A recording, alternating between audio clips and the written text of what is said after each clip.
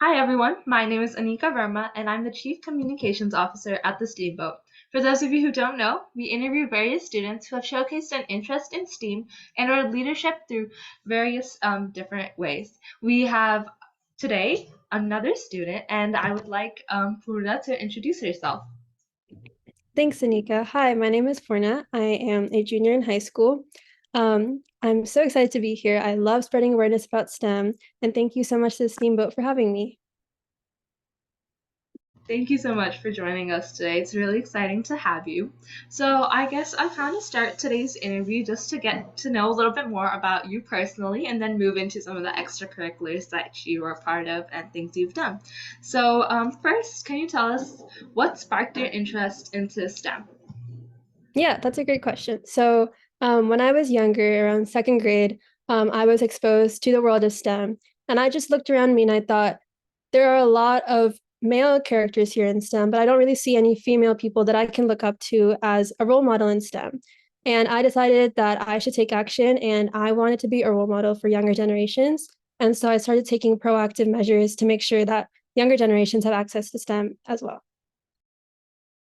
I think this one question I definitely had in mind beforehand, but I think I will ask it right now. So, what would you say is like the biggest challenge or struggle you faced in your journey in STEM?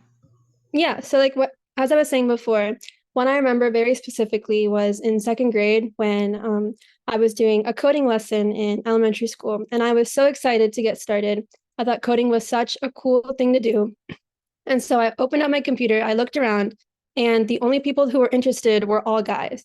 And I was the only girl who was eager to get started, and I actually picked up on it really quickly as well. And I remember sitting next to a guy, and he was like, what do you want to be when you grow up? And I said, I want to be part of the STEM field. And he said, no, you should probably become a teacher or someone who's more like female dominated. STEM is more for guys. And that's when I thought I need to take action now. And so I started that was, I think, the biggest challenge for me personally, and overcoming that was a huge struggle. I did a bunch of other classes for coding, and it was just all guys. And I realized that I have to start taking measures, and that's when I started my exploration for STEM advocacy. All right, my next question for you today is who are your inspirations and why? Yeah, so I think my biggest inspiration is a lot of women in STEM, and specifically Ada Lovelace. I think she's a huge inspiration for me because she was one of the first women in coding, and she faced a lot of stereotypes as well. And she's overcome so much, and she's such an important woman in STEM now, and she's one of my biggest inspirations. All right, thank you so much for that because definitely amazing to see other people around and the same gender as you. So now this next question's a little kind of off-siding from the questions mainly about you. This is a little bit about your personal opinions, kind of. So what do you say is like the biggest and most important skill needed to pursue STEM? I think that anyone can pursue STEM if you have the interest in it. STEM is such a vast and growing field. There's something there for everyone. And I feel like as long as you're interested and able to persevere, that is the most important thing for a STEM person. I think that's a really key point. It's like it's not just one thing that one person has to do. It's like you can have various different ways and everybody's able to do it. It's just you bring a different perspective into the field. So my next question is what latest innovation or achievement in the STEM field has caught your attention or interest and why? Yeah, so I actually took this and I actually started doing a research project about it. And so I'm really interested in neuroscience and image modeling, and I've been really into searching about Alzheimer's, Parkinson's disease, and stuff like that. And so I came across an article about using machine learning for Alzheimer's disease modeling, and I thought that was extremely interesting. So I decided to kind of follow suit of that, and I actually started doing a research on my own using rat imaging, and that was one of the things I decided to apply, and I thought that was really interesting.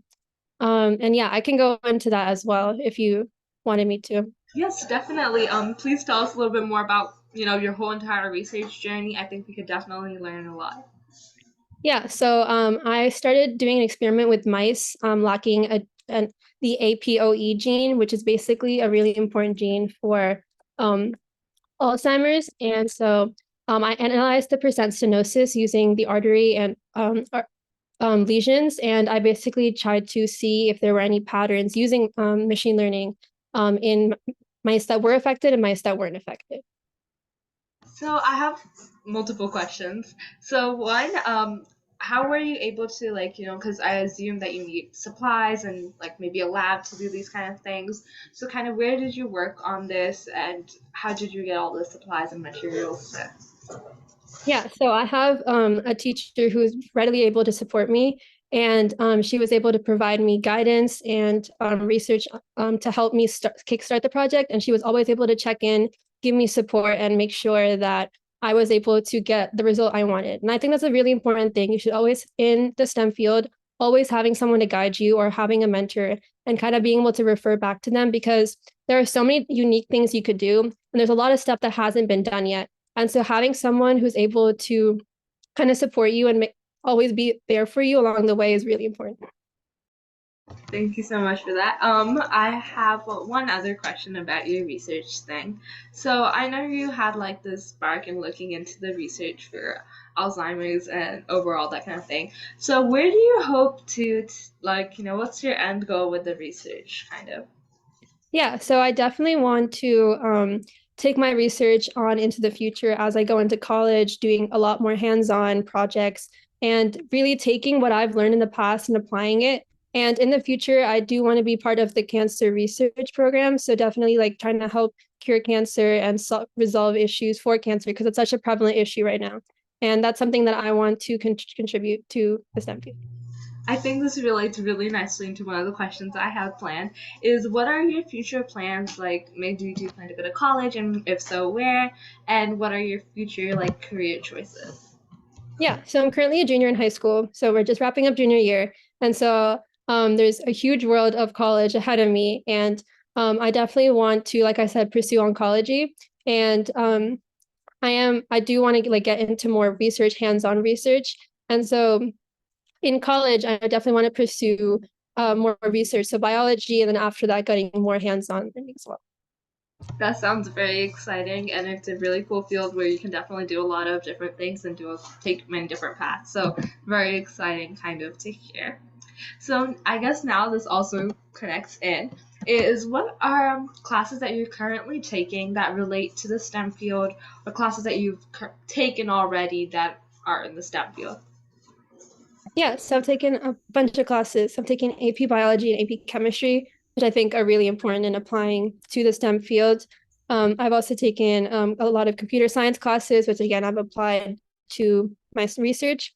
I'm also taking a very specific class about bioinformatics, which has really helped me do a lot more hands-on like coding research and stuff like that, and taking data and combining it with coding and seeing the results, which is something that I'm really interested in. I also noticed in the experience and resume that you've shared that you've taken DNA science classes, and how have those helped you with your research and overall experience? Yeah, so my DNA science classes have given me wet lab experiences. So I've had experience with micropipetting and stuff like that. So getting really hands-on learning in a wet lab is really interesting to me, and I thought that was a really unique class that I could take.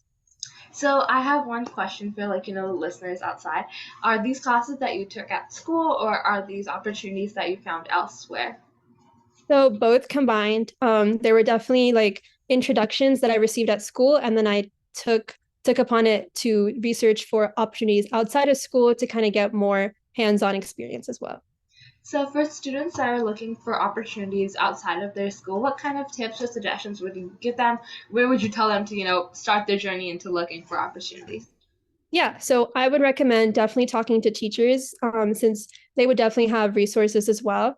Additionally, I would also recommend cold emailing professors. There's a lot of professors that are eager to help out high school students and give them hands-on experience. And just reaching out to professors, telling them that you're interested and would love to help out could give you either online or in-person experience that you couldn't get in a high school environment. Thank you so much for all those informations. I think it's definitely very helpful. So now moving into a little bit of the clubs and things you're a part of outside. So you shared that you are the secretary for the microbiology club and you're also part of HOSA. So I'll start with those two first. If you could tell us a little bit about both. Yeah, so I was the secretary, but I'm the president of my school's microbiology club, and we basically do lectures about a vast topics in microbiology. We also do some labs that our school can provide us. And that kind of sparked my interest. I joined it freshman year, and that kind of sparked my interest in the science part of STEM. And yeah, I also did HOSA, which gave me hands-on experience about like actual doctoral experiences. So kind of visualizing how a doctor would view a science. And that was a really unique take that I thought was really cool as well. Thank you so much. Now I have two follow-up questions. One, for the microbiology club, what would you say is the most exciting thing your club has done? And for HOSA, it is what events have you competed in, if any, in HOSA, and or which one was your favorite if you've competed in multiple? Yeah, so for HOSA, I did a nursing assisting event in which I was tested on tasks that a nurse would do.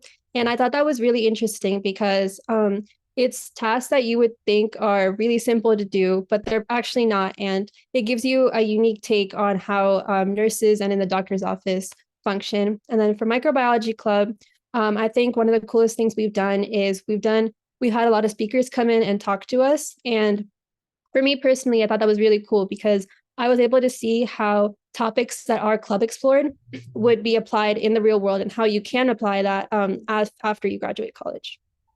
Yes, I think it's always exciting to see, where things you're doing right now could come and help out into the future.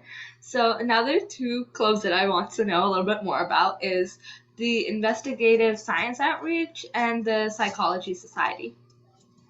Yeah, so Investigative Science Outreach was a club that hosts a science fair each year, and for students in grades 5 to 8. And it kind of gives younger generations exposure to STEM. And we have so many kids come in with so many great ideas. And it's so amazing to see how children are able to learn more about STEM. We have topics come in about coding, we have technology, we have people bring in actual robots they've coded and put together. And it's so amazing to see how our future will take STEM.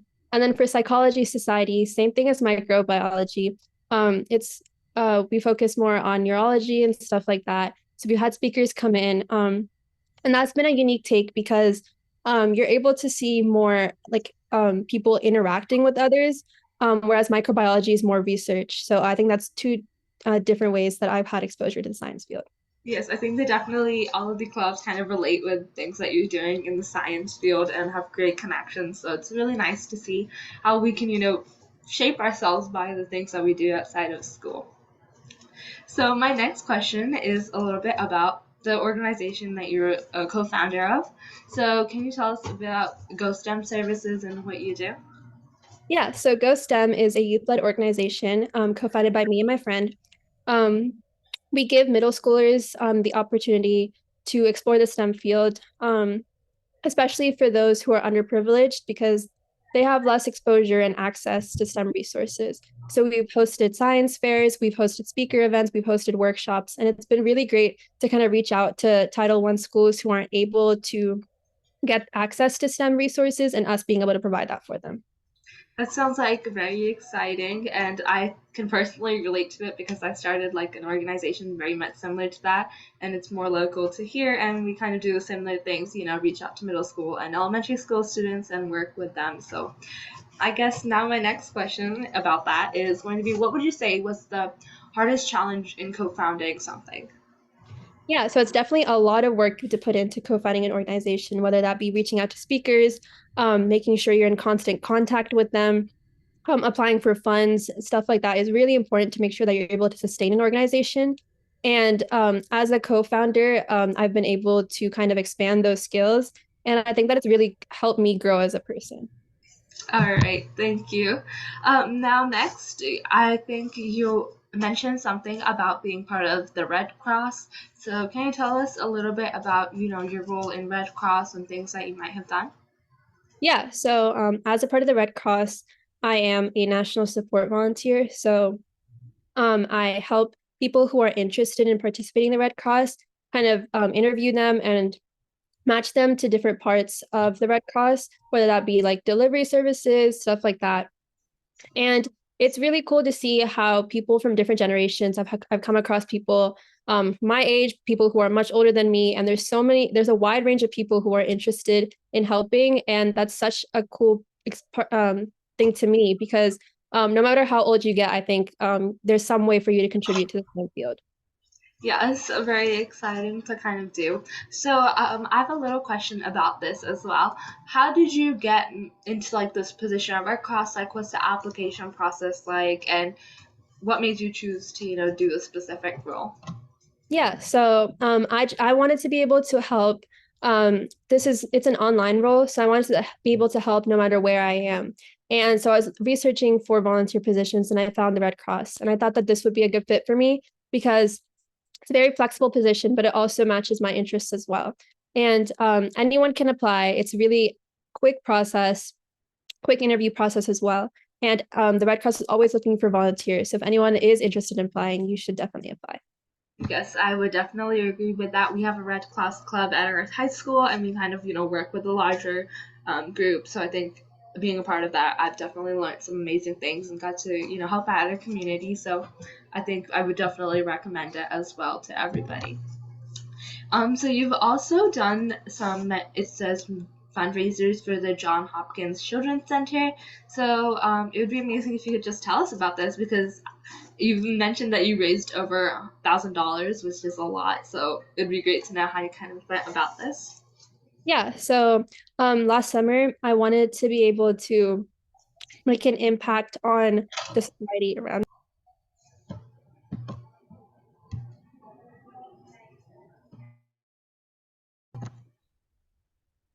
Yeah, so when I wanted to make an impact, I thought that it would be a cool way to kind of get my community around me to help as well.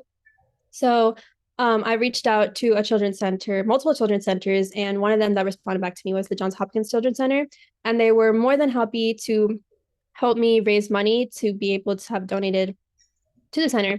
And I thought that a really good way was for a book collection because it was during the summer as well. So people had unused books that they didn't want in their house. There's a lot of cleaning that goes on during the summer. So I thought that'd be a good way to collect books. And I collected so many books. There were so many people who were so thoughtful and wanted to help out. And I held mini book sales multiple times across this throughout the summer. And we ended up raising over $1,000, which is so great. And the Children's Center was so thankful for that as well. So a little bit about just getting to know how you worked at the logistics of such a big fundraiser. So you mentioned that you collected these books. So how did you kind of advertise about selling them? Because I guess it's easier to get the hold the donation drives. You can set up boxes around the community, but how did you sell them? Yeah, so we started off putting up flyers. So I handed out flyers to my entire community. We handed out to friends, family, extended friends, and it kind of just spread, honestly. I wasn't thinking it was going to get that big. I just thought it would be a small thing I could do. But there were so many people who contacted me and were so interested in donating books. And that's how it worked out. And I just drove over, they drove over, we met up at a common spot. I picked up the books and yes, and then I set up mini events in my neighborhood, in community centers nearby, and I just had the book sales there. That sounds very exciting and is an amazing thing that you were able to do. And I think definitely the John Hopkins Children's Center is probably really grateful for it. And my next kind of part about this is that you mentioned that you're the Repost ambassador for the Virginia Partnership for Out of School Time. So can you tell us what this exactly is and what you kind of did to what Yeah, basically the rules? Yeah. yeah. So as an ambassador, I work to advocate to um, our state senators about having more STEM after school programs at high schools. And so we went to um, our